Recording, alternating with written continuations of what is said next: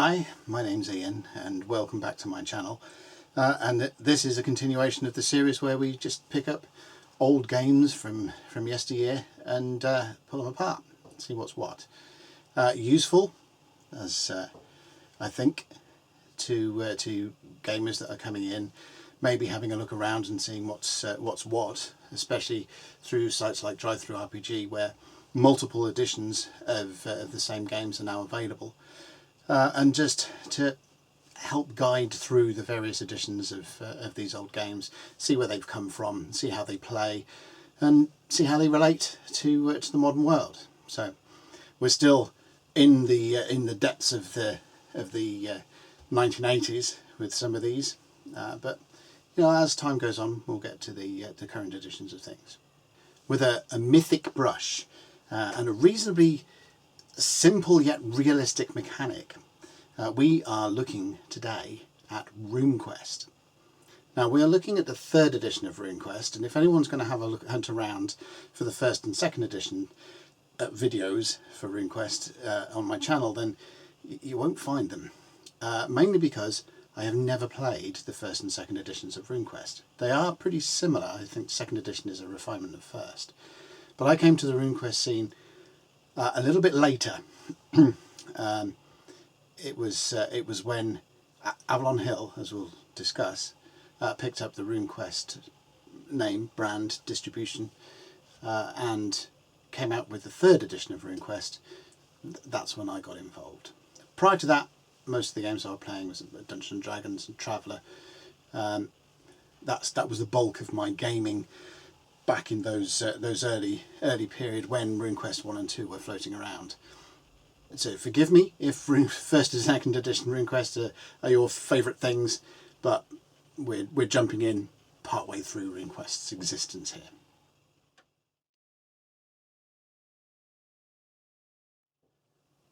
So once upon a time, there was a board game written by one Greg Stafford and was called White Bear, Red Moon. In the early years of the 1970s, Stafford attempted to sell this game to various game companies, but found that he couldn't. No one was interested, and this almost mirrors the development of Dungeons and Dragons. You know, Guy Jacks created Dungeons and Dragons along with Dave Arneson, tried to sell it to various companies. They weren't interested, so he set up his own company to do that. Similarly, Greg Stafford went and founded his own company to market this game that no one else seemed to be interested in, and so the game company Chaosium was born, or the Chaosium back in those days. This was eventually, and this eventually came around in 1975. So White Bear Red Moon was published by Chaosium in 1975, and that is really where the story of RuneQuest as a game begins. The board game was set in the mythical world of Glorantha. Now, the concept of Glorantha was one that Greg Stafford had come up with while he was at college. Now, he was studying mythology there, and he used Glorantha as a playground of the imagination in order to explore some of the themes that he was studying as part of his college work. Now, this parallels in a way Tolkien. Tolkien developed Middle-earth in order to create this mythical expanse, or his history, through which he could track the development of the various languages that he invented. Similarly, Greg Stafford created Glorantha in order to explore these mythologies, how mythologies would develop and see life, and how they would interact and so on. He was very much inspired by an author called John Campbell, who had developed this concept of monomyth. Now, monomyth is something that's quite interesting to me as well, and a lot of the work that I've done on my own campaign world has incorporated some of this concept of monomyth there. The basic idea behind it is that there are only a finite number of deities, mythical beings, or what have you, and different cultures ascribe different properties or names or whatever to that same set of beings. So you can see this in the similarity between, for example, Zeus as a thunder god and Thor as a thunder god. So rather than sort of saying that these are two separate beings, the idea of monomyth explores them as perhaps the same being, just dressed culturally or approached differently by different cultures. It's an interesting thing to go through, and I think makes a world quite interesting when you explore the concepts of it, when you have a set number of gods who are the true beings, or a set, a core mythology from which different cultures take different pieces and view it in different ways. I can go on quite a bit about that, but I won't, because we've got to go on to the RuneQuest track. So John Campbell was influencing Greg Stafford through his writing, and Greg wanted to explore this concept within Glorantha as part of his studies through mythology. So one of the interesting aspects of monomyth is how different cultures would interact with each other, given that they're all following the same sort of set of things on a meta basis. How would they interact with each other when they're given when different ideas about the same thing, or the same being, the same spirituality, whatever, come into conflict with each other? And that lies at the core of White Bear and Red Moon. So that board game was a board war game, more or less, that explored this conflict of different cultures coming in and pushing their own sort of cultural advancement on the ones around them. So heading forward from there, we reach a little bit later into the 70s, where Steve Perrin, Ray Turney, Steve Henderson and Warren James had picked up the ideas of the core of Glorantha, the concepts of the cultures and so on, and they worked with Greg Stafford in order to produce a role-playing game. And that role-playing game, it was added to by another board game that Greg Stafford had created called Nomad, that also explored Glorantha and some of the themes of it. And all of these materials, White Bear, Red Moon, Stafford's own sort of writings and exploration of the mythology and the cultures of Glorantha, Nomad the board game, and so on, they all culminated in the creation of a set of rules that would fit the cultural nature and the spiritual nature of Glorantha, and take it forward into the sphere of role-playing. And so 1978, the first edition of RuneQuest was born out of that.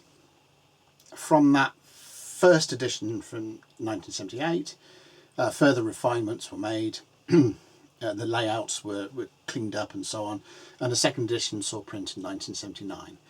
Now, I think the second edition is available now as well, as a sort of reprint of classic RuneQuest. So if anyone's interested in going to pick that up, then by all means do.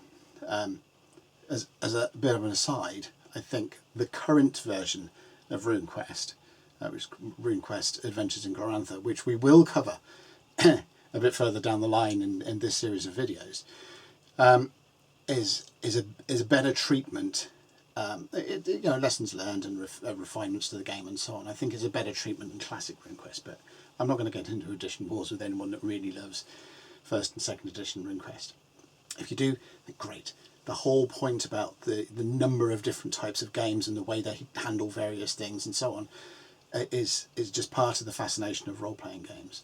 When people start getting into edition wars and this edition is better than that edition and getting really cross about it, you have to remember that a particular edition of a particular game is only better than another edition of the same game or another game because you think it is.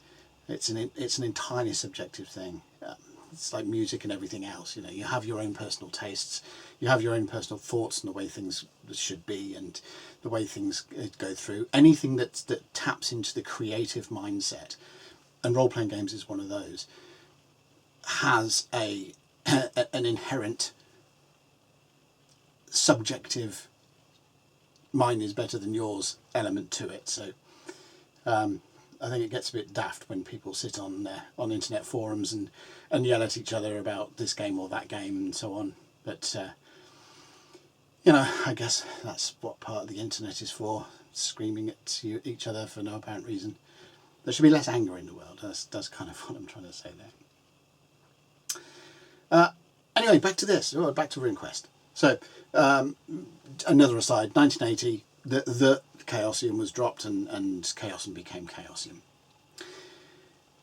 Right, just to sidetrack at this point, because I think it's a bit pertinent. Christmas, knackered and social, tea, always a good thing.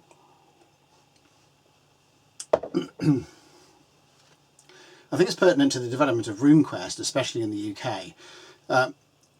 There's a company that used to produce wooden components, wooden boards and so on for various board games, chess and drafts and all that kind of thing.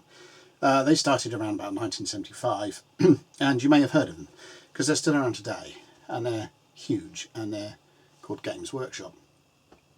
And apparently, according to the internet and various arguments that are going along now, they have a greater contribution to the UK economy than the fishing markets or something along those lines. Anyway, regardless, so Games Workshop started in 1975, started by producing wooden boards. Now they would later go on to tap into this emerging role-playing game market. Role-playing games in general started 1974, Dungeons and Dragons in the States. They took a while to filter in over here in the UK. So anyone that's watching from any other country, you may be going, oh, well, you know, the role-playing games have started, right? We knew about them right from the get-go. The UK, they had a big ocean to travel before they got here. And they started a magazine called Owl and Weasel that was tapping into all of these new ideas of gaming that came along. I mean, computer games were starting to take off as well. So in that period, in that sort of mid to late 70s, there was an awful lot going on. Role-playing games were sort of coming to the fore. Board game mechanically were getting more and more complex and extensive, expansive. They were. I'm not saying that some of the board games in earlier times were particularly simplistic or something. You know, a lot of them were, but I think the idea of game design theory was really starting to be put on the boil during that period. Helped along by the fact that all these plethora of games that were being pulled out all over the place. So if you take that chunk of time, there's all sorts going on. Space Invaders had come out, and so the computer game market was really taking off, or in its infant form. Role playing, that was really starting to gain traction. There was just a lot going on. So what Games Workshop wanted to do was to tap into that whole expansive thing beyond the idea of just, you know, making pretty boards for other games. And so Owl and Weasel came along, and eventually that magazine morphed into White Dwarf. Now, you may know White Dwarf now as being the game magazine for Games Workshop games like Warhammer, Space Hulk, whatever they do now. But in those days, White Dwarf was really the professionally produced, even though most of the content was written by amateurs and emerging professionals, of the gaming market, of the gaming hobby. Virtually every game that came along was picked up in some way by White Dwarf, either in review or by articles that had been written, or by various things. So that's quite an important thing as well. One of the things that Games Workshop did that is going to be pertinent to this, or that is really important to this, is the fact that they were they were importing. They started off by importing games from American companies. So they would import Dungeons and Dragons to start with, for example, and then and shortly after that they were gaining licenses in order to print their own editions of those games. So I know some people that I played with Dungeons and Dragons, for example, back in the day, we had a mix of these hard copy American books for the Player's Handbook, Monster Manual, and so on, and soft copy Games Workshop editions of those same books, which were strange and from what I remember, the people that have got those books, they fell apart on them fairly rapidly. Whereas my first edition books are still going strong.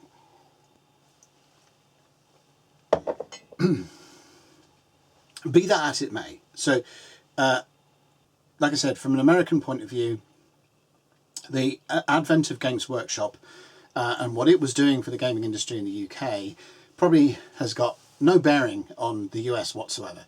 But from the UK point of view, it was quite important. And it was quite important in the way that the parallel development, if you like, or the parallel marketing between Dungeons and Dragons and RuneQuest occurred within the UK role-playing market. So back to Chaosium. So the company had put together a handful of resources and supplements and so on, mainly for Glorantha, for first/second edition RuneQuest by now. This included Apple Lane, Ballastor's Barracks, Snakepipe Hollow. I think these names should be familiar to people that have had anything to do with RuneQuest over the years. Chaosium had also provided a license to Judges Guild to produce RuneQuest related items, which they did with adventures and everything else. It seemed that Judges Guild were quite in on getting licenses for anything that they could. They had Dungeons and Dragons, they had Traveller, and they had RuneQuest.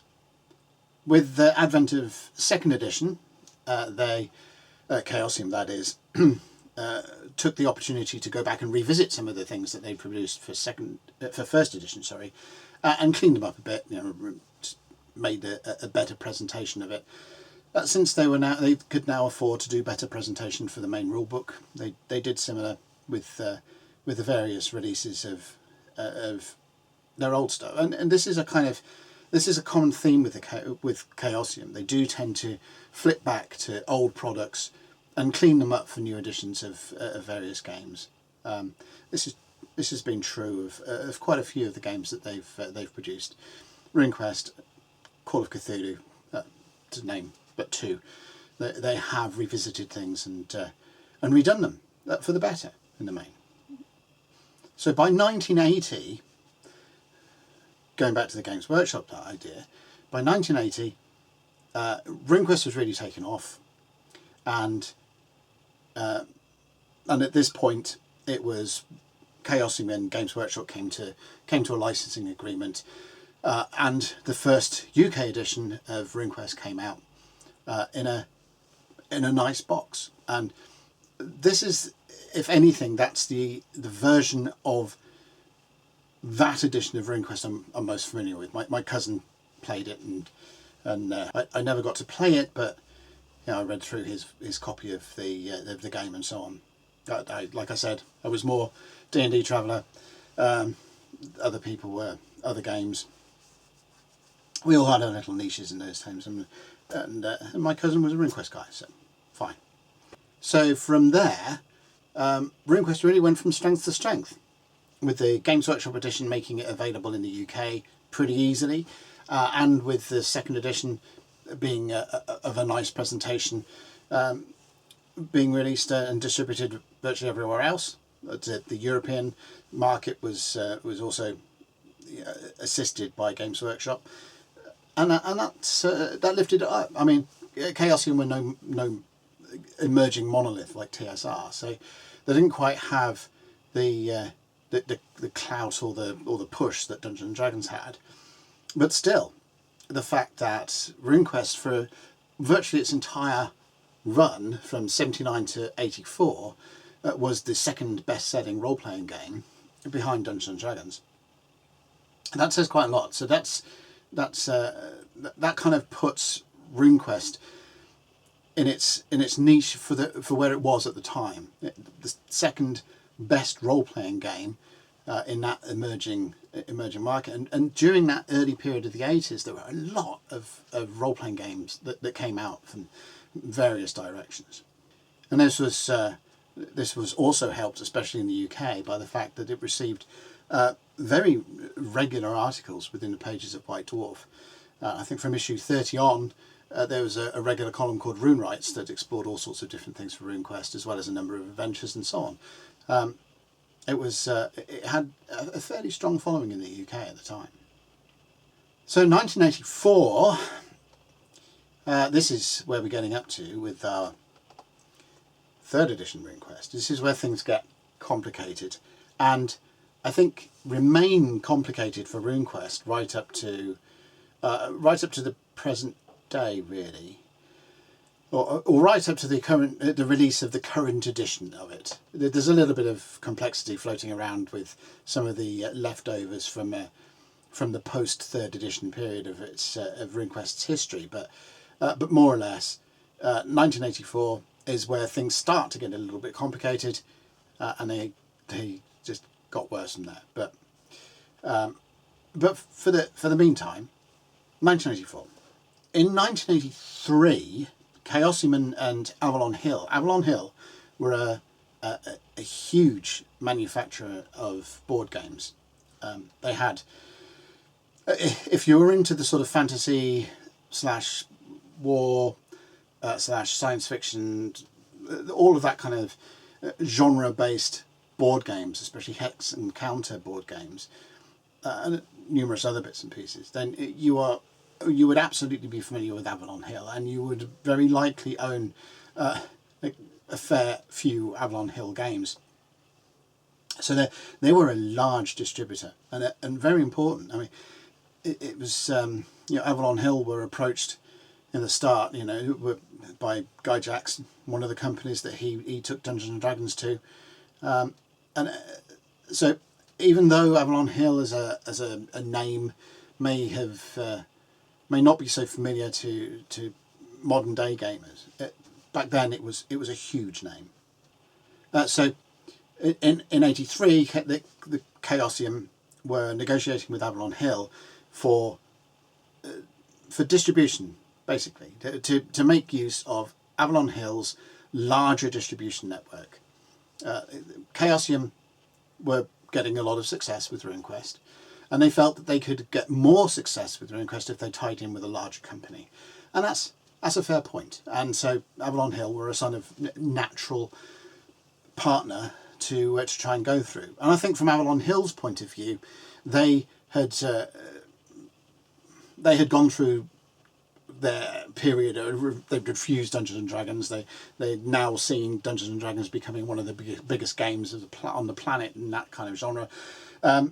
So having initially refused Dungeons and Dragons, they were quite keen to get into the role-playing game industry, and hopefully from their side make as much of an impact and return and dividends or whatever on their investment as TSR was doing with Dungeons and Dragons.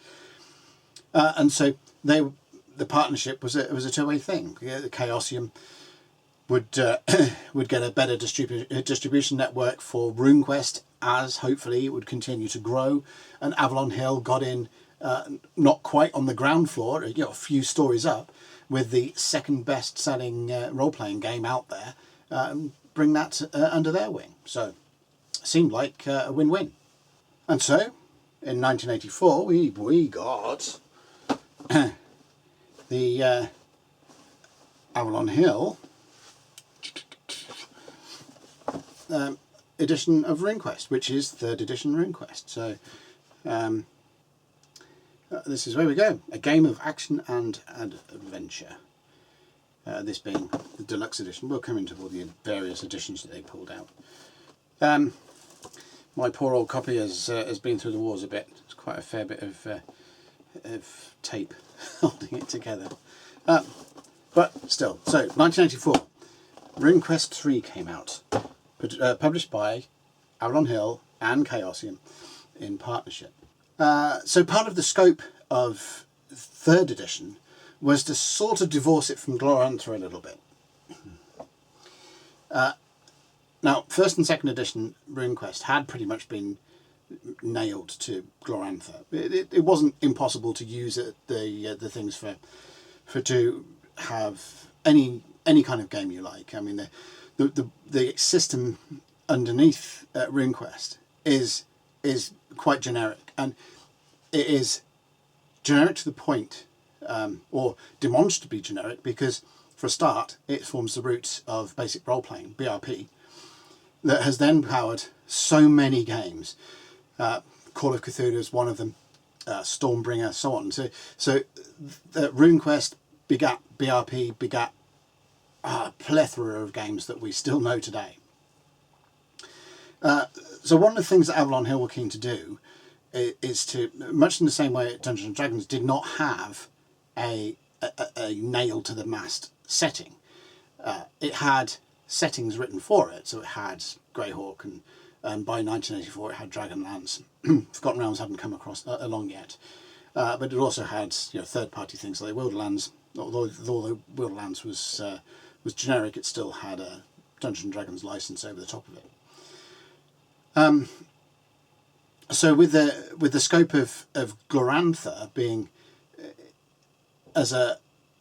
being pushed as an example world for RuneQuest, rather than RuneQuest the game being the game of Glorantha, Avalon Hill hoped they would extend the popularity and the appeal of RuneQuest into those generic markets, or those markets of people that were wanting to put their own homebrew worlds together, by saying, here's a set of generic rules, or a generic fantasy game that you can create any world or play any world with, including Glorantha, which we're also going to sell you.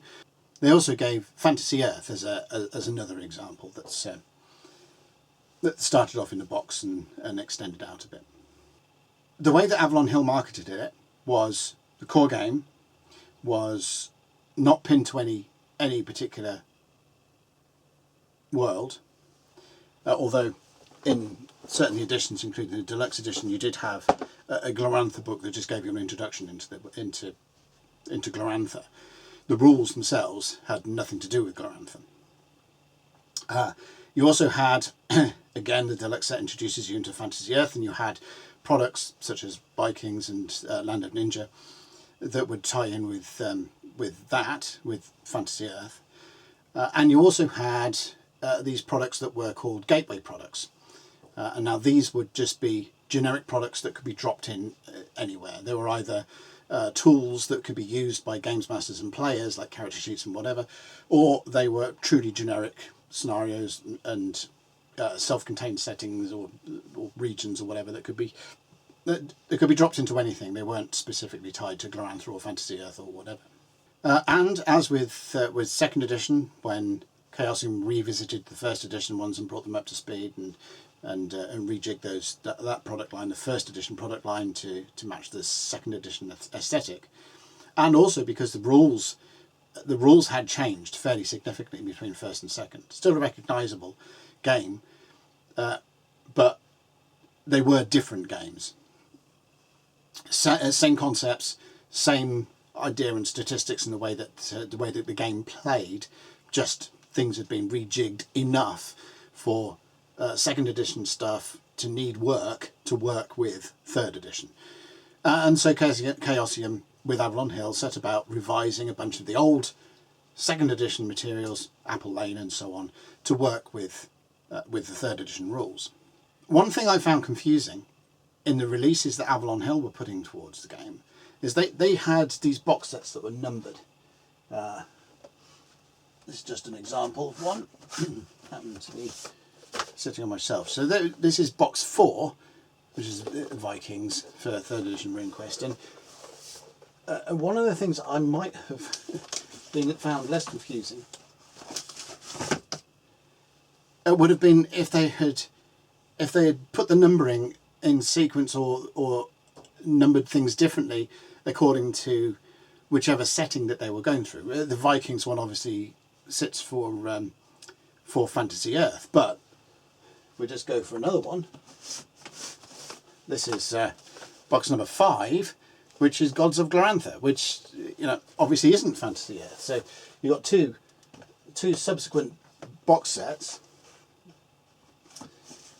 that that follow different release lines or different campaign lines, and that was just the way they went. Just to go through all the list of them. So the box 1 was Monster Coliseum, which was a sort of standalone board game using the RuneQuest's combat rules in order to have this, you know, big gladiatorial, what do you call it, chariot race arena. Part of it was a chariot race. There was also, there was a gladiatorial arena in a bit, with monster stats and counters and a big board and so on. So you could play through that. So it was a game using the RuneQuest rules. It wasn't really, didn't add much to the RuneQuest game as a whole. That was box 1. Box 2 were character sheets for humans. I think box 3 were character sheets for non-humans. Box 4, Vikings. Box 5, Gods of Glorantha.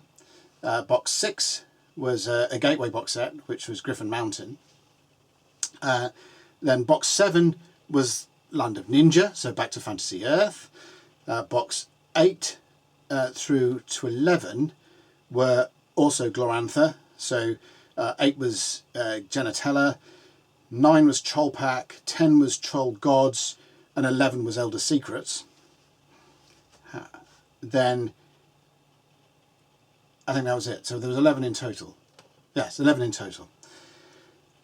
So there's a big mix between generic stuff and Viking stuff and Glorantha stuff, all presented as if they were a sequential expansions to RuneQuest with this numbering. I think it would have been better if they'd had, you know, Fantasy Earth box 1 or something and Glorantha box 1, then people had tied them together in that way, or added a different branding to both sets, so it was clear that what was Gateway, what was Fantasy Earth, and what was Glorantha, without the numbering sequence at all. Now, I'm not sure, maybe it was a marketing ploy of Avalon Hill in order to go, well, if we put them in sequence, then people are going to go out and they're going to buy, you know, 1 to 11. They need all of that kind of stuff. But then you get people like me who's only going to buy the things that were going to be useful to me. And I don't know, the whole numbering I didn't quite get it. So apart from the boxes, a number of additional supplements were released. Yeah, as I said, a fair few of the old second edition supplements were also re-released, and sometimes instead of just re-releasing things like Apple Lane and Snakepipe Hollow, they got their own third edition releases, but then there were other ones that got compiled in. So, for example, River of Cradles, that compiled together Cults of Prax, Borderlands, Pavis and Big Rubble, and so into one big volume, it sandwiched a number of the old second edition supplements.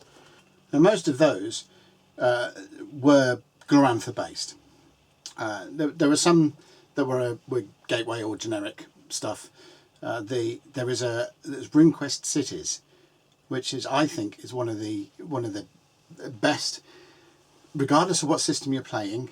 If you like sitting down developing cities and want something that gives you a coherent fantasy city designer in a block by block way, pick up Fantasy Cities. It's a brilliant supplement. But it was a generic one, you know, and you may have to tweak it. There's a sort of random encounter table where gods can turn up. So you know, if that fits your world, then fine. But it's what I'm saying is it's not going to fit every world. So one of the things that did also occur in '84 was that the licensed products seemed to end. Judges Guild, their RuneQuest line seemed to stop with the Avalon Hill agreement, and so on. So I think perhaps that Avalon Hill were very keen to to bring all the licenses back and to distribute their own distribute it on their own. They didn't really need people like Games Workshop and Judges Guild and so on to support it. But strangely, and this is another thing that I found a bit odd about RuneQuest at that time. So the second edition of RuneQuest, which was being published by Games Workshop, went on for a little bit longer than the release of third edition, and it wasn't until '87, so a full 3 years after Avalon Hill had released third edition RuneQuest, that Games Workshop did anything with it. Now, whether that's because they were renegotiating the license, or they were renegotiating with Avalon Hill, or there was some kind of contractual thing going on, I have no idea. I'm not party to that kind of stuff. But regardless, it took them a fair old while to come out with their own third edition books, and by which time I don't think they cared. I think they pushed it out. This is why I think it's some contractual thing. By the time '87 rolled around, Games Workshop had already established Warhammer role-playing. So why did they need to push someone else's fantasy role-playing game? Especially when that version, that edition that they were redoing, essentially, was already being published by a company that had a decent distribution in the UK. None of it made sense to me. But regardless, in '87, Games Workshop did push together. This is Games Workshop third edition, hardback books, and one of the reasons why, there you go, Games Workshop logo on the bottom there, with Chaosium and Avalon Hill's logos also. So it just seemed a bit weird, and I think Games Workshop, why I think Games Workshop didn't really care is the pages of these books pretty much. So let's have a look. So we've got the content of these, which is almost cut and pasted from the Avalon Hill's third edition books, not reformatted or put in a different way, or sort of rewritten or rejigged for a UK audience. It's almost literally cut and pasted out. Yes, there's some new, Games Workshop has sprinkled some new artwork here and there across it, but it is virtually no different from the Avalon Hills version. What they also did that was a bit freaky, this came out first, thin book, right? This came out first, and in here is a sort of cut down version of sections of the third edition rules that Avalon Hill were doing. So it's a really thin book, really short introduction to RuneQuest. It's got some bits of character generation in here, and a handful of monsters and so on. But the editing, this is why all the cut and pasting stuff is a pertinent thing, because this book refers to rules that aren't in this book, which is a bit of a mess, really. So in order to get the full game, you need this book, and then the references between the two don't match up. So this book refers to rules that are in this book, but this book refers to them as per the Avalon Hills editions of the game, because this book hadn't yet been released. They were published a few months apart. There was a review as well. Now this is, concentrate because I'm going to get the numbers here. Yes, Warhammer Fantasy Role-Playing was released in '86. So a year before Games Workshop's editions of RuneQuest. Now, what a reviewer in White Dwarf was saying on the release of this, So this book, I think, came out at $8.95. There you go. So the start RuneQuest game was $8.95.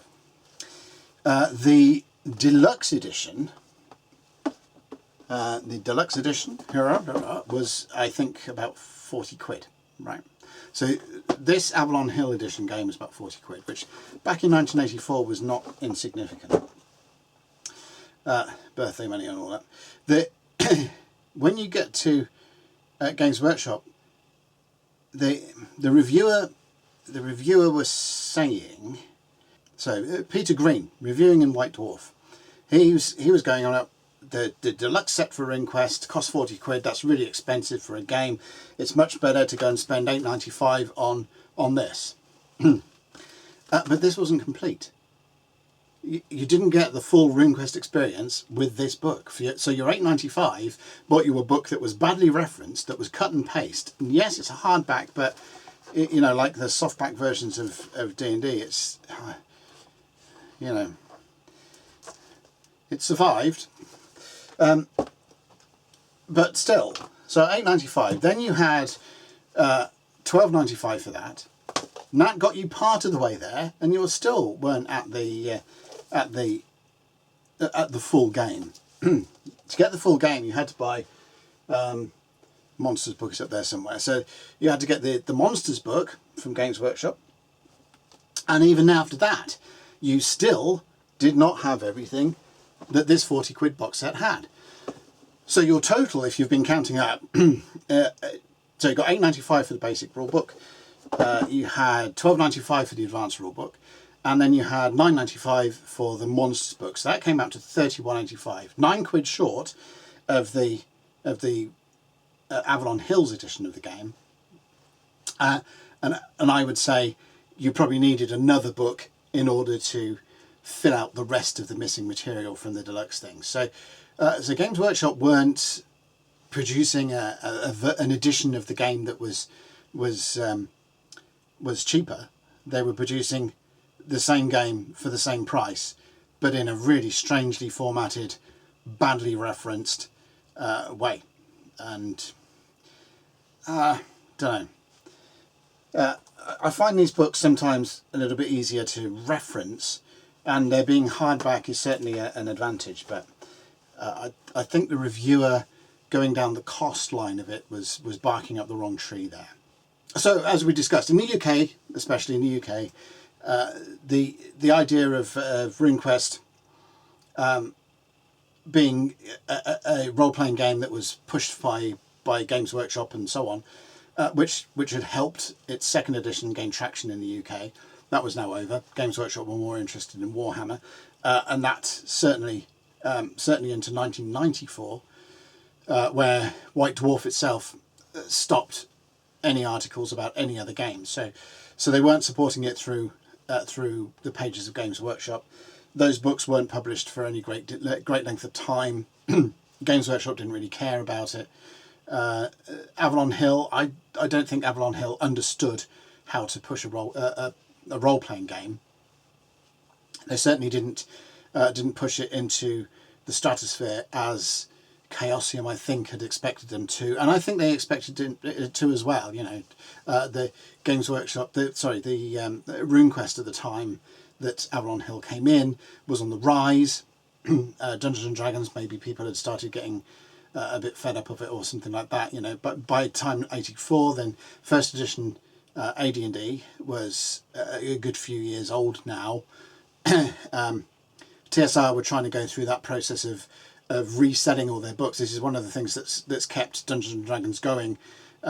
If you think that editions of Dungeons and Dragons have been published in order to create better games or to push better games or so on, then you're mistaken.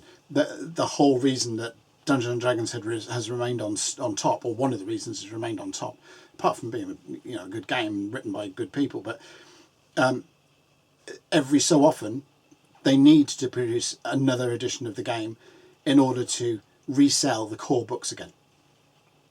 That's been true ever since first and second edition. You're partway through first edition's run, they recovered everything. Partway through second edition's run, they recovered everything. partway through 3rd edition's run, they came up with 3.5. Before, I think, the logical end of 3.5, they came out with 4th. So on. Dungeons and Dragons works on a cyclical, an edition cycle. It has to work that way in order to stay in this position. RuneQuest didn't really do that, but it was competing. It was competing in the early part of the 80s with Dungeons and Dragons. It was gaining traction on Dungeons and Dragons, and I think the way that Avalon Hill treated the game initially allowed it to gain more edging in, but as time went on, that it ceased to be. I don't think they understood quite how to do it properly. Certainly there were no TSR on that regard, and so the popularity of RuneQuest began to wane. By the time they got to 1994, which was the end of Avalon Hill's publication of RuneQuest. By the time we got to that point, Avalon Hill wanted to push forward with the 4th edition of the game. They wanted to take it down a different route. Chaosium hadn't been particularly enamoured by the way that they treated with the game, so they refused to continue to license the rules. The rules to the game were still owned by Chaosium.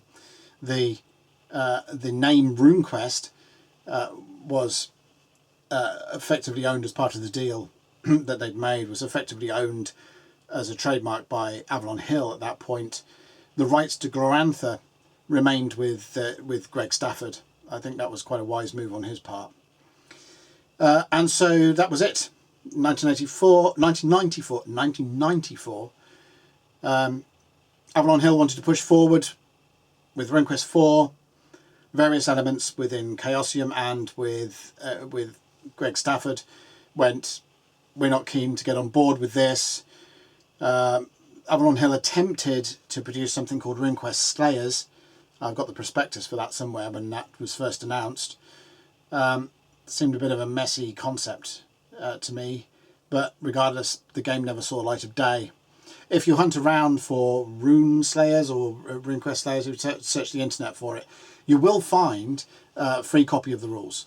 That's as far as it gets. It was never published. It was written for Avalon Hill to be a sort of 4th edition or a different game using the RuneQuest name, and got nowhere. So that was pretty much the demise of 3rd edition and the start of what became a very turbulent time for RuneQuest and Glorantha in terms of how it was used and how the game was or was not produced, which has led us today to this point in time now, where we've got three games that use currently available that use RuneQuest as a basis.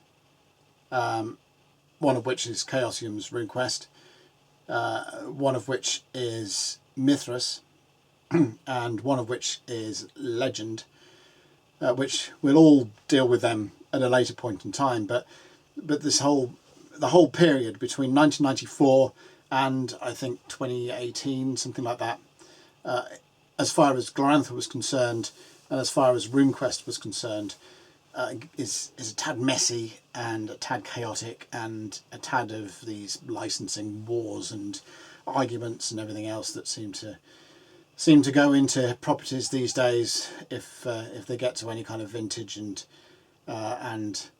hopes and dreams of certain agreements break down. So that's the history of 3rd edition RuneQuest, from its release in 1984 to its cessation of publication in 1994. Sarah?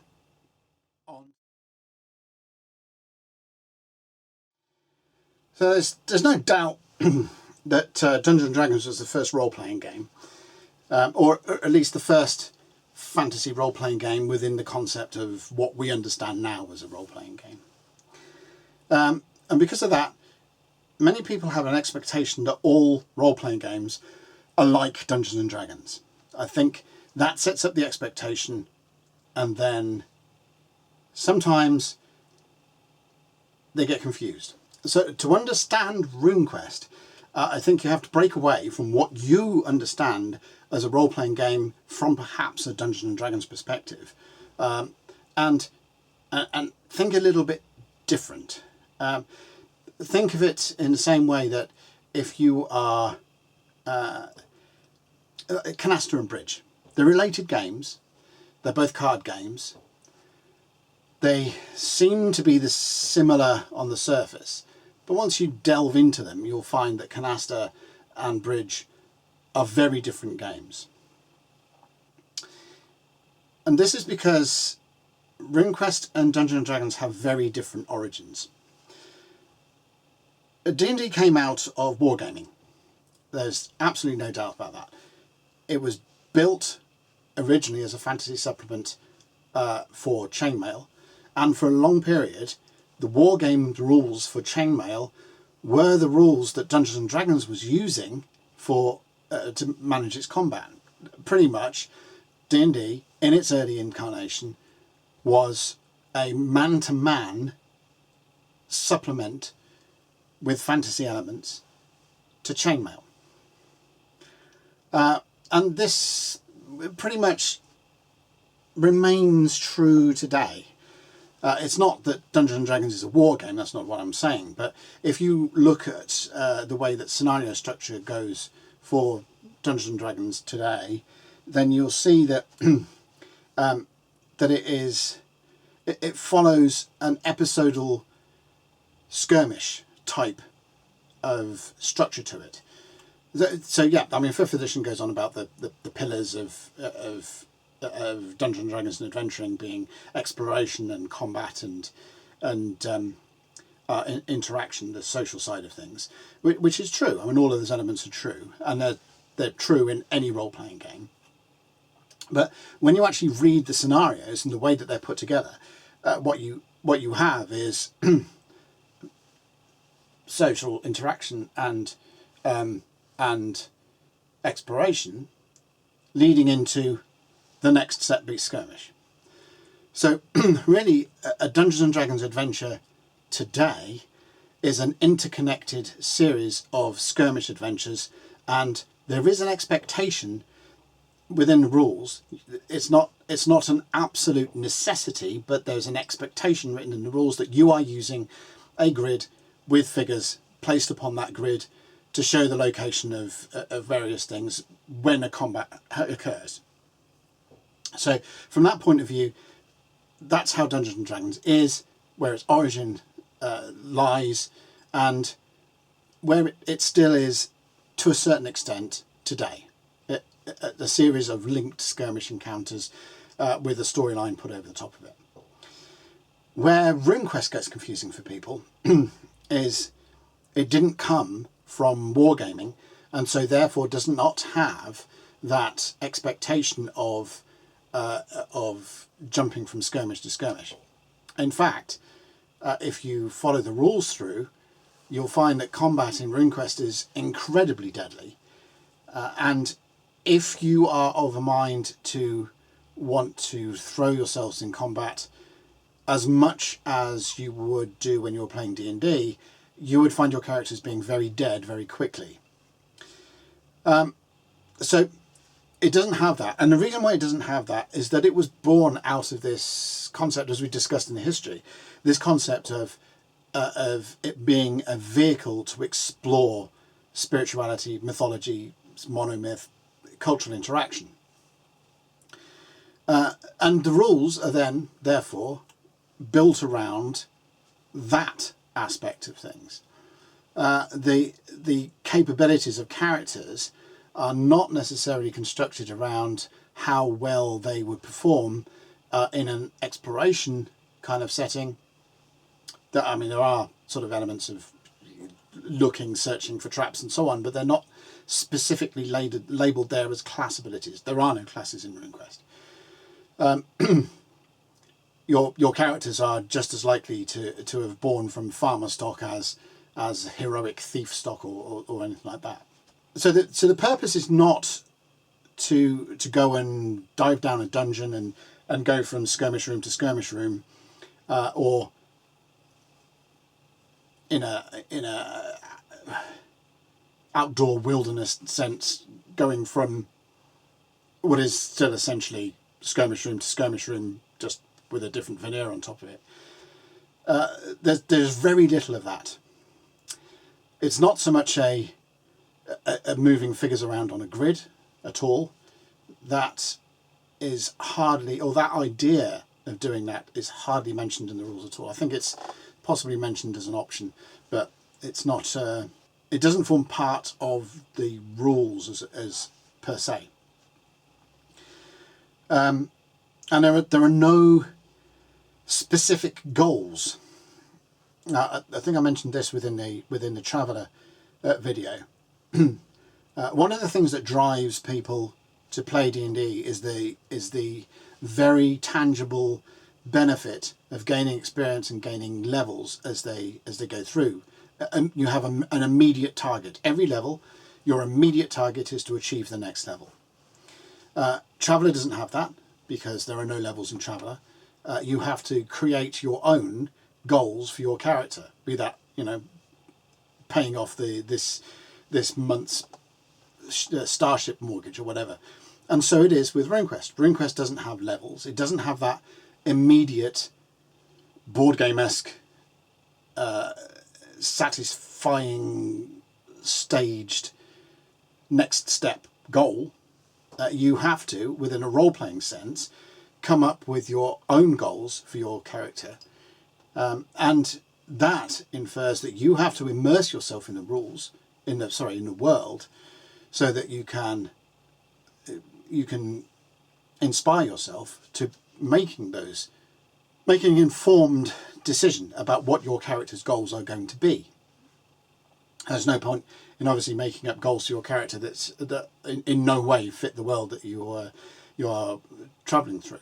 So from that aspect, it sometimes confuses players, particularly players that have come from Dungeons and Dragons and ended up in RuneQuest and sat there going, well, where are the classes? Where's the thief? Where's the magic user? Where's the this, that, and the other? And they just simply, they don't exist. There are no specific set roles for doing any of that. And even if you're coming from a computer-based role-playing thing where these days you've got a very specific roles for everyone, the DPS, the tank, the whatever, the healer, none of that exists within RuneQuest because you have not got that encapsulation of powers and specific things and direct skill trees where you advance from one step to another that you do have in Dungeons and Dragons as a level game, and a lot of other role-playing games that have sprung out. What you do have is something where you can explore your character's role through the world, their story through the world.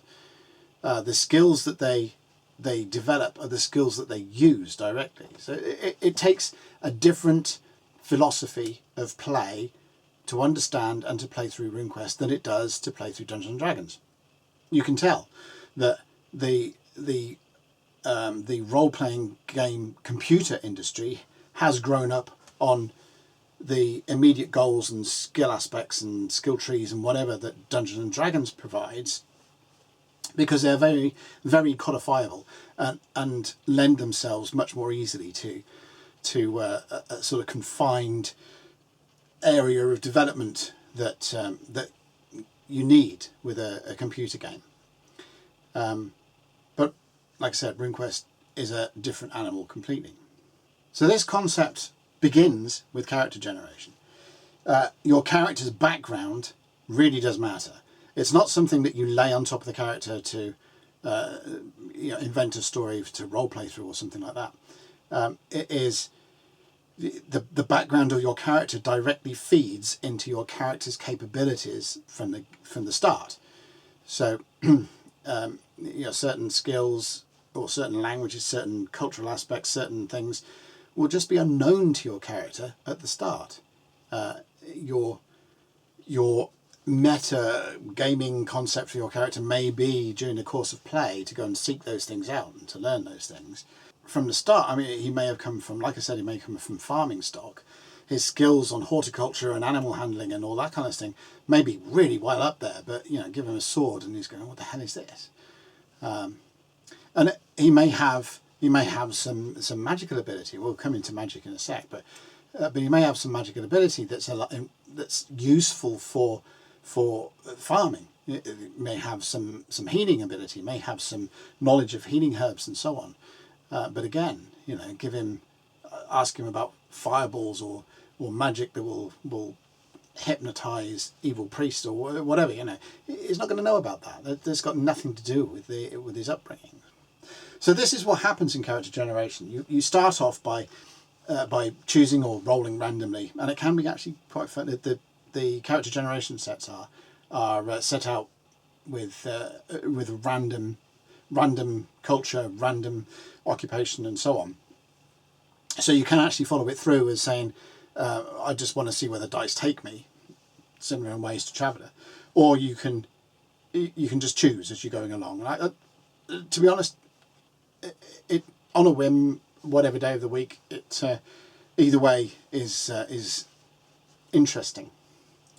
And I think there's some games masters that made people specifically roll, but I don't think that's necessarily fair on players. I think players should be given the option to go and choose the direction they wish their character to come from, or to at least start from, and rather than just imposing randomness upon them, which is not to say that, like I said, the random element can be fun sometimes. Let's just see what we can come up with, and let's play that. You know, it's an interesting experiment.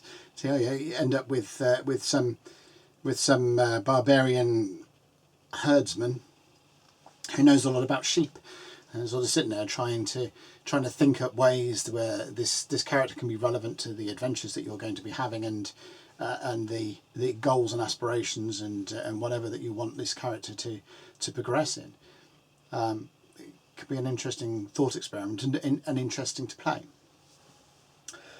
So you start with culture, and there are several different cultures. There's civilized, barbarian, nomad, primitive. All tie in with Glorantha, more or less. RuneQuest is best at depicting a sort of late Bronze Age, Iron Age, early medieval, that kind of period. If you want something that goes more Renaissance and that side, then I think it starts to break apart a bit. It can be done. There's no reason why that you shouldn't, and especially, you know, look at BRP and look at Call of Cthulhu and all of those games. You know, Call of Cthulhu was set anywhere between 1920s or medieval or whatever, all the way up to the modern day. So there's no reason why RuneQuest can't be tweaked here and there to be able to put something together that does handle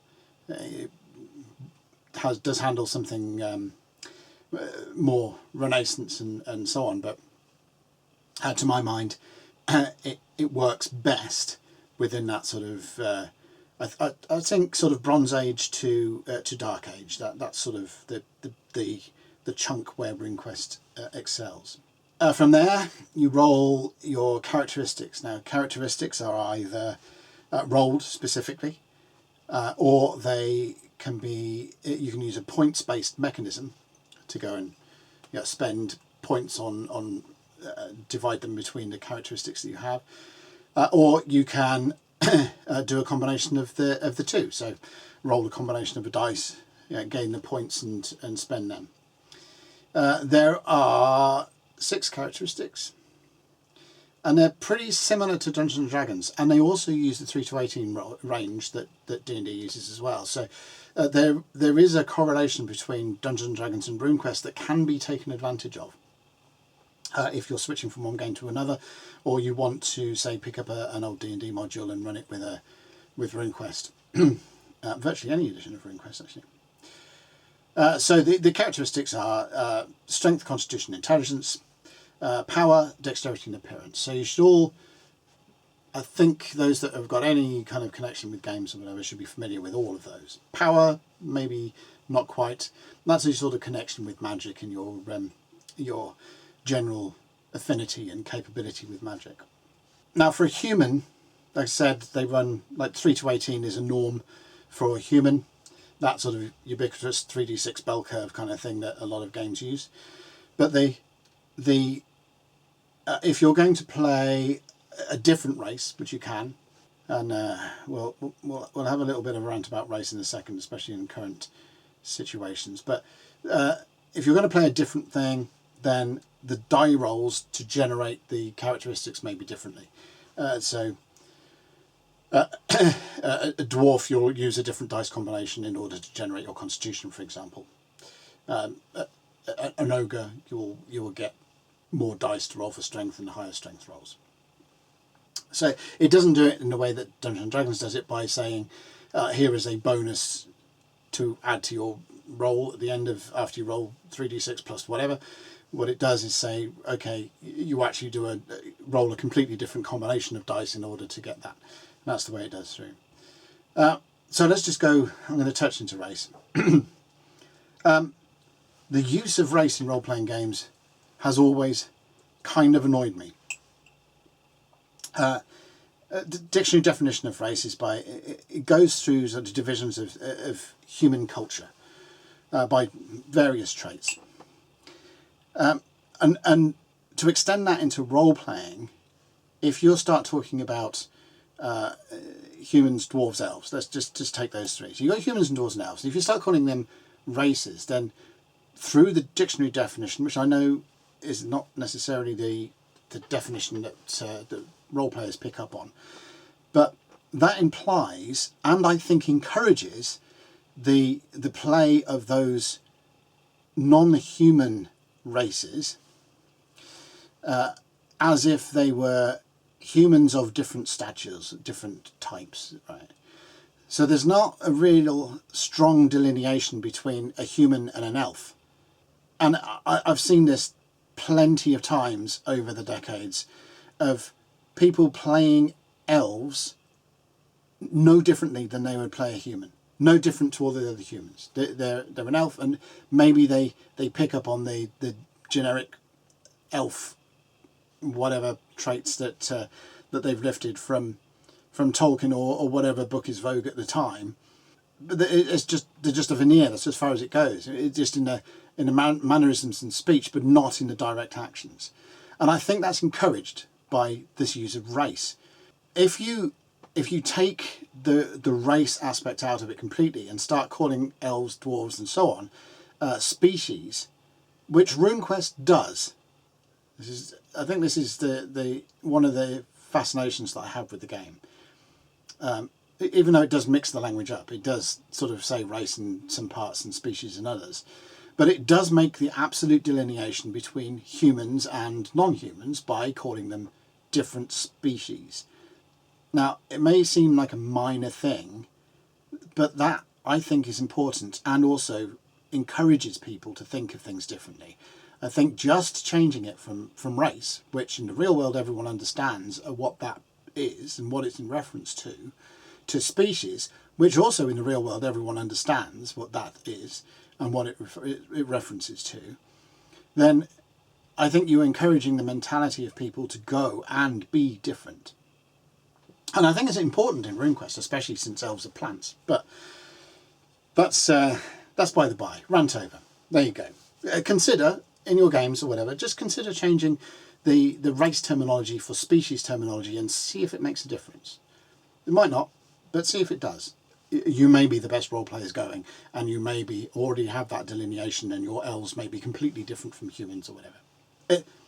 Another aside, it also doesn't help that you have crossbreeds between virtually everything going. I know that comes from Tolkien. I know that half elves are a nice idea, or whatever, you know, best of both worlds and all that. But the fact that virtually every race can interbreed with every other race also does not have this. It ties in with these things just being different coloured humans, which ties in with the concept of race, rather than these things are completely different, which ties in with the idea of species.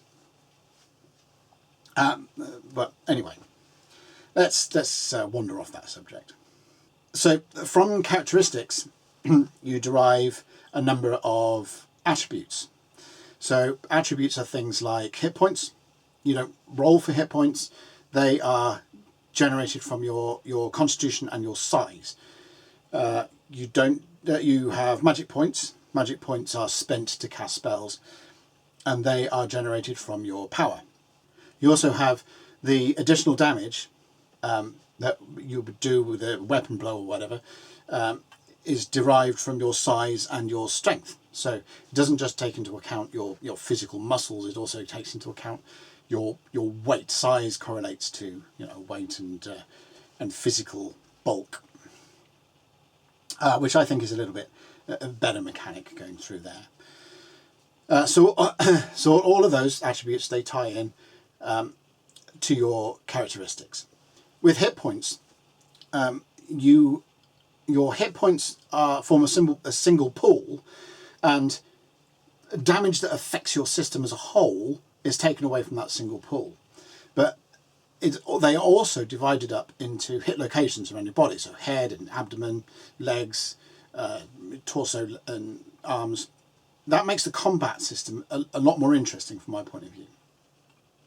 But we'll come to that in a second from that. But just to know that each part of your body has a portion of your total hit points, and the sum doesn't necessarily add up to the whole. It's not like a direct division. It may be that if you sum up every part of your body into that, you get a greater total than the hit point value that you calculated. But that your total hit points forms your life damage or whatever. Once that's reduced to 0, then you're kind of on your way out and in trouble. But your hit points per location form a sort of a direct damage that those particular locations can take before either becoming useful or whatever. So now from culture, you get into skills. Now RuneQuest is a skill-based game. There are no levels. You don't automatically gain powers by gaining a certain amount of experience points and rolling over to the next level. You have a certain number of skills, and your character can improve on those skills through the course of play. But at the start of the game, when you're creating your character, you generate or choose the profession that your character grew up with, effectively the occupation of the parents of your character. And from there, you gain a certain number of skills that get distributed around. That's taken the form of a multiplier, which is applied to the number of years past the age of 15 that your character has developed, that side of things. You apply the multipliers together. Certain skills have got a base value that you also tack in, and then that goes as a percentage to that particular skill. The percentages are exactly the percentage chance that you've got of succeeding in a particular skill. So if you've got a 40% to search, for example, then roll percentile dice, and if you get 40 or under, then you've succeeded. And the skills cover everything. So skills cover spell use, they cover your ability to both attack and defend with your weapons and your shields.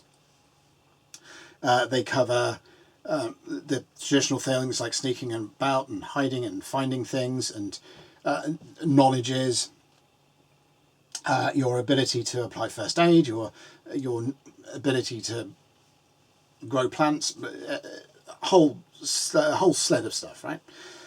So your initial skills are based on the occupation of your character's parents, and then from there on you can sort of add some more points here and there from a hobby and other development. Also built into those are the concept of criticals and fumbles. So if you roll high against your percentages, then you run the risk of fumbling and bad things may happen. And if you roll low, then you run the risk of, and the reward, possibly, whatever, of scoring a critical, in which case good things may come to you. So on the subject of those skills and your attack and defense, so you get, each weapon has an attack and a parrying capability that is also ties into your skill at being able to do both of those things. And the combat system works in terms of, you're going to try and attack someone, so you roll your percentage to see if you are successfully attacking them. Then that triggers a reaction from them into trying to block or stop your incoming attack. So it's not like you have a fixed target or an armor class or anything like that that you're trying to overcome with your attack roll. You are making a proactive attempt to attack someone, and then in return they make a proactive attempt to defend. If they still have something that they can defend with, they may have used their weapon to parry someone else's attack, and it can no longer access that side of things. The combat system in terms of initiative, it doesn't have an initiative roll per se, but what it does, it builds in your character's dexterity and his size, and folds them in to generate what's called a strike rank, to which is added weapon speed and so on. And that strike rank determines who acts when. So in a given round, people that have got really low strike rank will attack before people that or act or whatever before people that have got a really high strike rank. So it just goes through there. When you're inflicting damage, first off, you try and find the location that you've hit. Like we said, hit points are divided all over the body for the location. That's done by a hit location roll that is different if you have got characters, or your character species is not quite human shaped. So a centaur will have a different hit location chart to a human, for example. That determines the hit location. You then take into account any armour in that hit location. That immediately opens up the possibility of piecemeal armour. So you might have a leather breastplate, but you'll steel greaves, and a wicker helmet or anything like that. So the possibilities through this hit location system, the possibilities are opened wide as to how you could mix and match armour. It also comes into armour damage as well, because your breastplate may be completely knackered by the end of a combat, whereas the rest of your armour is fine. So it ties into, it's a simple mechanic that ties into so many different areas of concern and complexity after the fact. So armour may reduce the amount of damage, so you roll the damage, you compare that to the points of damage that the armour can absorb from that particular location hit. If there's any damage left over, it damages the armour and goes through and hurts that particular hit location. If that hit location loses all of its hit points, then it's useless. It can't be non-functional at that time. If it loses more than twice of its hit points, then bad things happen. That's indicated of broken bones or severed arms or anything like that. And so all of this concept ties into shields being really important, helmets being really important, armour in general being really important. RuneQuest ushers you down that realistic line that if you're going to get into a fight, you need to armour yourself up. So all of this, I've got a couple of hundred hit points, and it doesn't really matter whether I've got a helmet or not, it makes no effect. That's not true in RuneQuest. If you go into a big fight with no helmet, you get the wrong hit location rolled against you with a massive amount of damage, and that's your character gone. So it really does encourage a more realistic concern over protection and how you're going about entering into combat. And like I said, it doesn't encourage skirmish. The RuneQuest combat is lethal. To try and represent a more realistic view of it, but also to move away from that a role-playing game as a skirmish game with story kind of elements, and get into what it really is, which is about the exploration of a character and their way through the world. In the real world, if you're going through, you're not actually going to try and picking fights right, left and centre. because that's the way you get yourself hurt and land in hospital every other day. So an encouragement of the combat being the last resort rather than the first one is really brought to the fore in RuneQuest. If you go in and throw yourself headlong into every single fight that might come your way, then you're going to end up with a dead character very quickly, like we said before. Magic is also skill based, and magic is also ubiquitous. So it is often the case that a character will know maybe one or two low level spells. Maybe he'll know a prayer that he can say over his sword to make it a little bit sharper for a combat they might be getting into. Maybe he knows some minor magic that can cure a few hit points worth of damage back or something. So it's not uncommon for characters to know a little bit of magic. What form that magic takes, it depends on the culture and the way that the character was brought up to understand magic. So some of it might be spirit magic, some of it might be divine magic, so magic directly coming from the gods or from the religion, or sorcery, which is a more learned magic. So you have the sort of split between priests of gods and shamans who deal with spirits, and sorcerers who pore over their books. And again, as I said before, magic is skill based by learning spells. So effectively, spells are skills. So your ability with a spell goes up, or with a particular kind of magic goes up as you go through it. You know, your successful casting of spells, and spells are fueled by your character's magic points, which are, in all other circles you would call mana or any of those things. And you can improve them as you go down through. So if you want a character that is more magical based, if you want it to go down a wizard or a priest or that kind of side of it, then then you'll spend quite a lot of your character's development time developing up his magical skills and developing up his power characteristic and his magic points in subsequence. So getting on to character improvement, that represents effectively two things.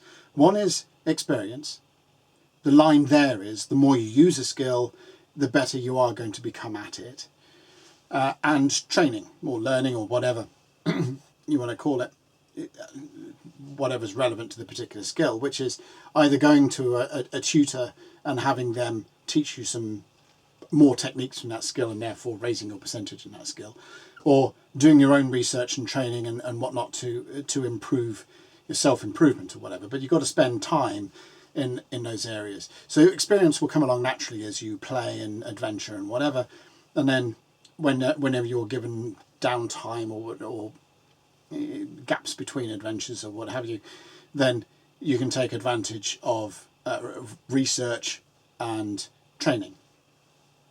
Take some of the time out of the character's period of downtime in order to improve whatever skills you wish.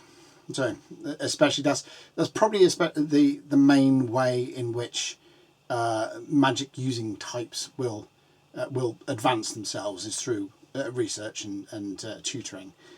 And in a similar way, you can also adjust certain of your characteristics. So by physical exercise and so on, you can improve your strength, and you can improve your constitution, you can improve your dexterity. Even through all of this improvement and so on, and that may improve your hit points as a subsequent. You improve your constitution, and your hit points will improve as well. But you will never get to the stage of the heroics that I've kept on referring to in my Dungeons and Dragons videos. What happens in D&D is you get a hit dice every level you go up. So eventually, you can get to the point where your character has got a lot of hit points. In RuneQuest, they don't really change that much. So while increasing your constitution does give you a few more hit points on the way, you never get to the point of the level of superheroic levels of damage withstanding capability. So the example is they're a high-level fighter in Dungeons & Dragons who may be able to stand toe-to-toe with a dragon, take it breathing on him and still manage to get him stabbed through the heart. In RuneQuest, you try and stand toe-to-toe with a dragon and there may not be enough of your ashes left for your family to come and put into an urn. Opposition is handled in quite, in some ways a clumsy way, but in some ways a neat way. There's a table which is common through BRP games called the resistance table, which is effectively a level versus level to provide a percentage chance of success of the antagonist in any opposition circumstance. I don't know, I find it difficult to be a fan of the resistance table, even though it is an effective tool. There is also the concept of degrees of success, which is when you're dealing with any kind of skill-based game, I think it's an important aspect. But degrees of success also take into account the skill capabilities of the character. So someone with a skill of 60% is going to be capable of achieving greater degrees of success than someone with a 20 or 30%. The guy with 20 or 30% may still achieve the greater degree of success, but it's more likely the guy with 60% will. Except for specific things such as deriving movement speed, which is much of a muchness, and encumbrance, which is, more stuff you carry, the slower you get penalties and so on. There are fatigue rules as well, so the more action you take without resting, your abilities diminish. Again, this takes away from some of the like Dungeons and Dragons, some of the more heroic elements of that game, where your fighter can keep going at full bore until his last hit point, and in RuneQuest that's not the case, as well as getting damaged during combat, or any activity you take is going to reduce the fatigue level of your character. So ultimately they're going to need sleep, their effectiveness is going to be reduced and they're going to need to rest, which is a nice aspect, a nice element to the game. I think games with exhaustion points, fatigue points and so on, I think they add to the I suppose the resource management side of playing role-playing games, which is somewhat more realistic than those games that don't have such aspects. Yeah, that's kind of summarises the core concepts of RuneQuest as a game. Your characters, through the way that the character generation system goes, are built from their cultural origin up, and from a world building point of view, for games masters interested in picking RuneQuest as a system to describe their game, that these basic cultures that are provided in the core rules, like nomad, primitive, whatever, they can be extended out to specific cultures, which I've done within the framework of my game world, where cultures, you can start with the basic cultures that they've given in the core rules and then modify them with whatever strange and weird and wonderful differences that your specific world cultures may have. So it ties characters right into the world from character generation on, which is, it's a good thing. The skill systems obviously gives it open, gives a more homogeneous and natural feeling development to a character's capabilities. It breaks down the concept of specific roles for characters depending on some imagined class. So it does away with the idea of tanks and healers and DPS and so on. Although, characters depending on their development may develop into those roles, but there's no specific mechanics to usher characters down paths that would suit those roles. And I think it's sort of like a more rounded, realistic way of dealing with with character formation and development. And it's nice when you've got things like even the magic system is open. It does mean it's a sort of mid to high level magic, but the magical elements are quite easily ignored if you want to do a more historic, low magic type of setting. And that's it really. That play is dead simple. There's no real huge drag to it. It might seem like, roll to hit, roll to defend, roll hit location, roll damage. Seems to be a bit of a bind, but there are very few tables of modifiers and all of that kind of thing to look up on. So it's really quite a quick and exciting type of combat. The tension is built in there. I've got 1 point of armor left on my helmet. I really hope that sword doesn't hit me there again, and so on. That side of things is naturally built into the rules, and yeah, that's the system.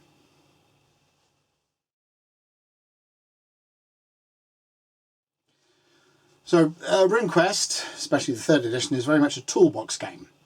The game's earlier editions in themselves are pretty much set in Glorantha. You could sort of withdraw, and in fact the idea of take the mechanics away into the BRP realms and do what you like with them is a concept that exists, but the games as released in themselves do pretty much tie themselves down to Glorantha. RuneQuest 3 doesn't. It tries to be a bit more expansive than that, and so Glorantha is an option, but whatever else you want to do with the game. So that's kind of firmly sets it into the toolbox aspect. As a note there, the box sets especially, I mean, like the Vikings and things like that, and Glorantha, a lot of the Glorantha stuff. And Glorantha as a world is fantastically written. Those things do provide some good examples and good frameworks of putting your own worlds together should you want to go down that route. So I still recommend, if you're going to go through that, then pick up what has gone before, at least one set or one world set, and then take that as a template and modify it and do whatever you want with it in order to follow your own path through the world, but certainly it's a good foundation to start with. One of the things that was vilified quite a lot when RuneQuest 3 was coming out was its sorcery rules, and I have to agree with a lot of the things that were said at the time. I think, to me, with RuneQuest 1 and 2, you had battle magic and you had rune magic. In RuneQuest 3, you've got spirit magic and divine magic, which is really a sort of mix and mash and redo of the battle magic and rune magic side of things. And then you have sorcery, and the rules of sorcery do feel tacked on, and they don't feel like they were play tested well enough to fit with the rest of the game. Now, I think one of the things in the transition for the game from being a Glorantha game to a generic game, and especially in light of it attempting to compete or level the playing field between it and Dungeons and Dragons, I think what they were trying to do was to make it easy for people who are playing Dungeons and Dragons to transition into RuneQuest without too much trauma. If you've already got something in there that ties into the concept of clerics in Divine Magic, and ties into the concept of magic users or wizards or whatever you want to call them, in terms of the sorcery, then I think that made the transition easier, because you went, oh, okay, sorcery is like wizards and divine magic is like clerics. That's fine, I get that. But it doesn't really fit the whole, and I think that's a problem, and that was the concern of a lot of people that reviewed the game at the time. The sorcery magics, I don't think it's broken, but the sorcery magic rules could really do with a bit of tweaking here and there to make them fit better. So So that's I think that's one of the major downfalls of this particular set of rules. Other than that, it is a gritty, realistic, consistent game. Sorcery rules aside, combat is lethal and realistic without getting over mechanistic. Some games that try and be realistic go all out and come up with a combat system or a general skill system, or whatever, that is unwieldy at the table, and it looks great on paper, and it looks really realistic and fantastic, and all the special effects and everything else that really tie into what we expect, or what we expect from a real life swinging swords at each other coming out like.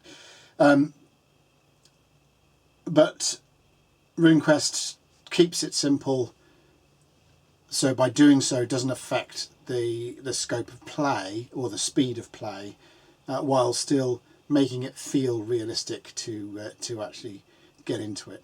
And as I said before, the fact that the combat system is realistic to the point of discouraging people for getting into fights all the time, I think is a good aspect to the game as a whole.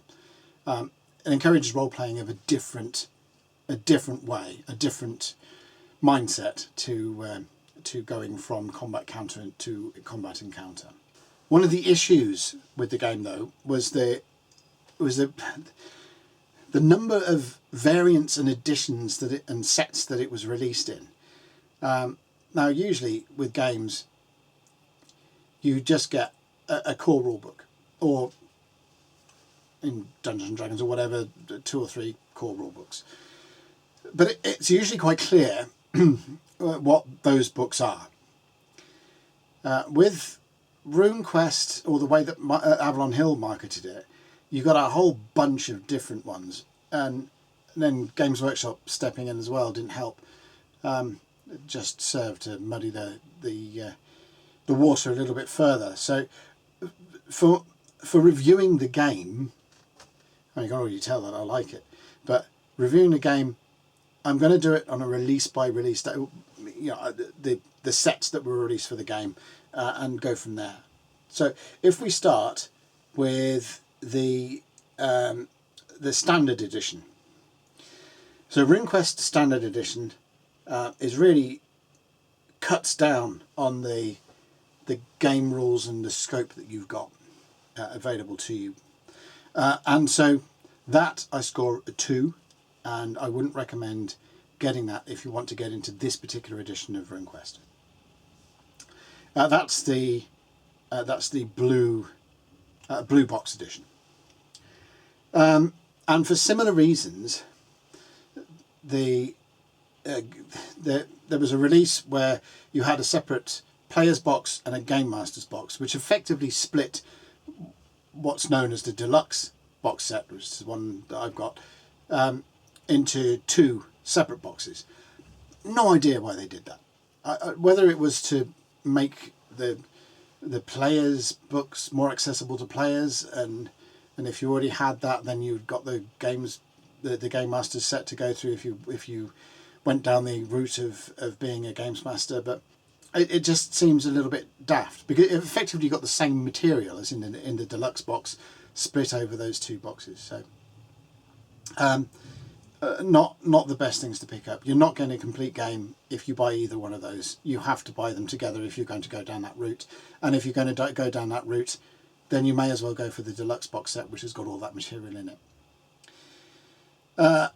The Games Workshop books, the RuneQuest and Advanced RuneQuest and RuneQuest Monsters, I'll give a 3, because the rules in essence are complete. The effects, what you're missing are some of the game aids, and you're missing the Glorantha summary book. So you're missing some material if you buy those books over the deluxe set. But the worst thing about it is that, as I touched on when we were going through the history, the worst thing about it is the references are all over the place.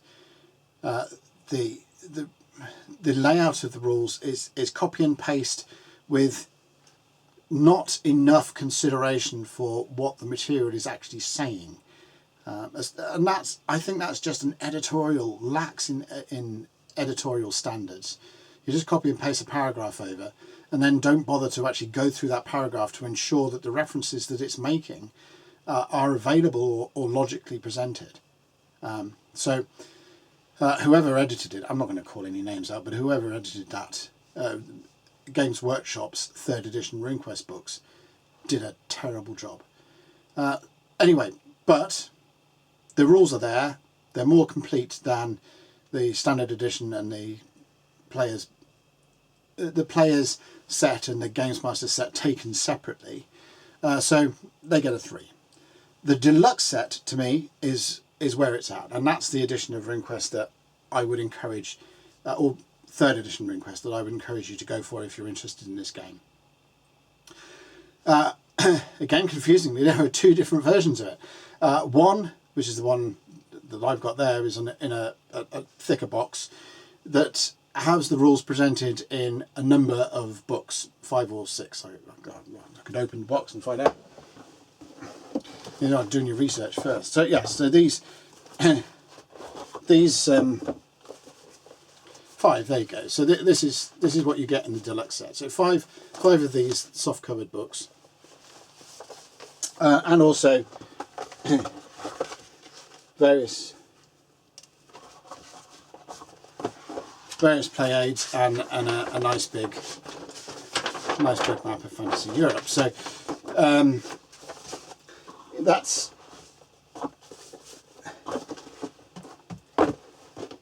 what you get in the deluxe set if you get the thicker version.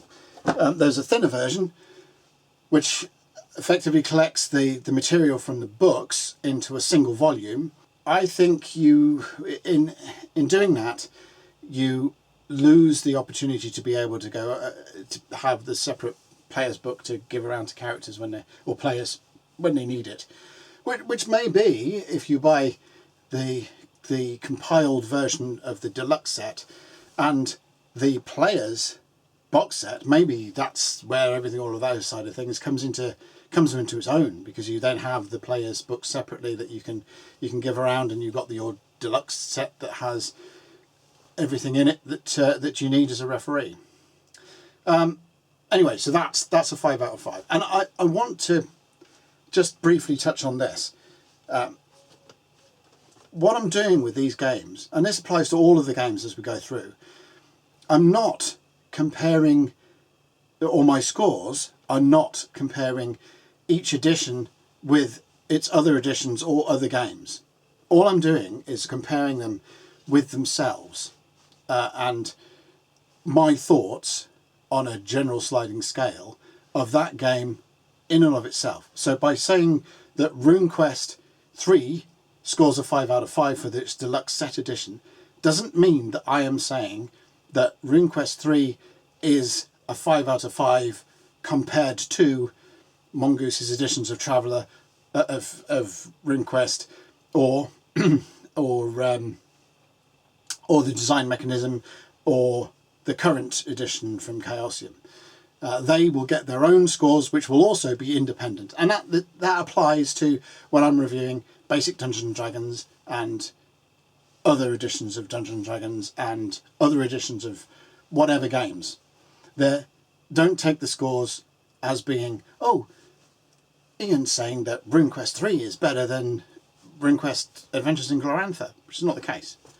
I'm saying that I'm reviewing these games by edition, independently of their other editions, and independently of other games. There.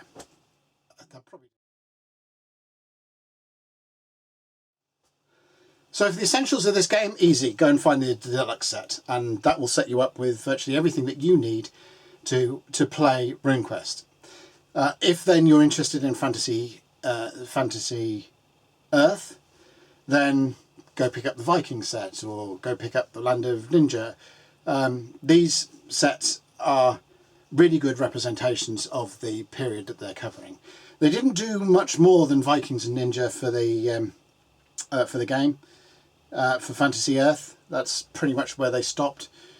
And to be honest, that's kind of been the case for the sort of Fantasy Earth type of idea as virtually every other edition that's done a Fantasy Earth depiction.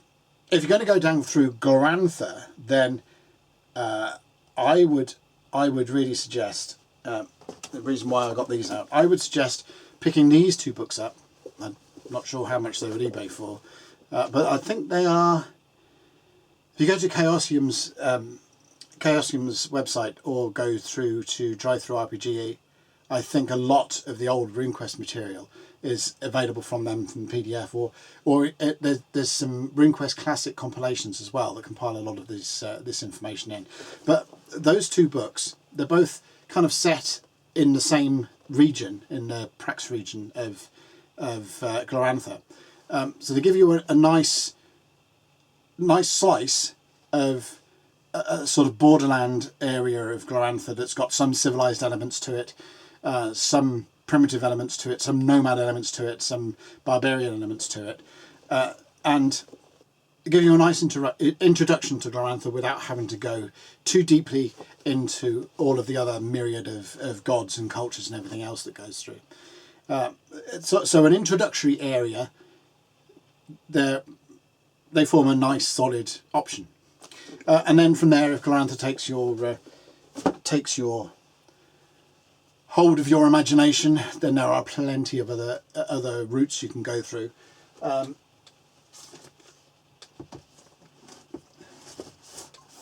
This is a current book that's published at the moment for Glorantha. RuneQuest Adventures in Glorantha, but is also compiled from various other versions of rules that have been used for Glorantha. It's pretty much rules light, rules incredibly light. I don't think there's any rules in it at all. But as a book that goes into a bit more depth in Glorantha and the concepts and everything else, and if you want to play Glorantha, I'd say this is essential. It's a relatively new book, compiles a lot of old information and everything else, but worthwhile getting if you get bitten by going through a sort of small compartmentalized slice of Glorantha, such as in the River of Cradles, and you go, oh yeah, this is for me, then certainly this book you will find a fascinating read. If you want to formulate your own world, then go for it. I'm all for people doing their homebrew worlds, because I think they stretch your imagination out. They give you a whole different mindset on the way that role-playing works, rather than just sort of becoming tunnel visioned and saying, I am Glorantha, I am Forgotten Realms, I am this. They expand yourself out and give you ideas of how nations interact with each other, how cities might form, how geography works, and it's an incredible self-educating process to put your own world together. And I recommend anyone do that, regardless what world they're playing or what game they're playing.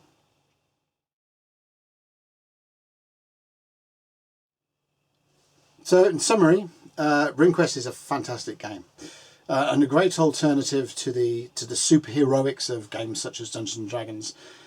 It's fun to explore characters that are more normal, that can't throw themselves into combat, that don't have fireballs to answer every single problem that they come across, that do have to think a bit about what they're getting into.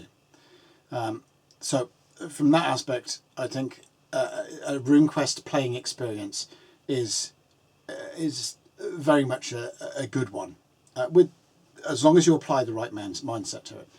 If you don't, it's going to be frustrating, and you're going to sit there going, why hasn't my character got 100 hit points and so on? And don't approach it in that scale of things. Throw off all your understandings of Dungeons and Dragons and so on when you're diving into it.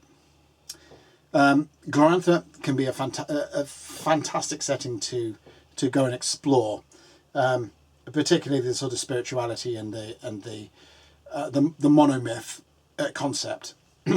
If you are doing any kind of research into mythology, and how cultures can develop through mythology, Glorantha is a good case study for something that's been specifically constructed around the idea of these myths sort of shaping the world. And if you like, the real world, when we study myths and legends in the real world, what we're doing is retroactively applying something to explain something that we don't understand. So a lot of like Greek mythology brought up on, we don't understand that thing, so therefore here is a mythological explanation for it.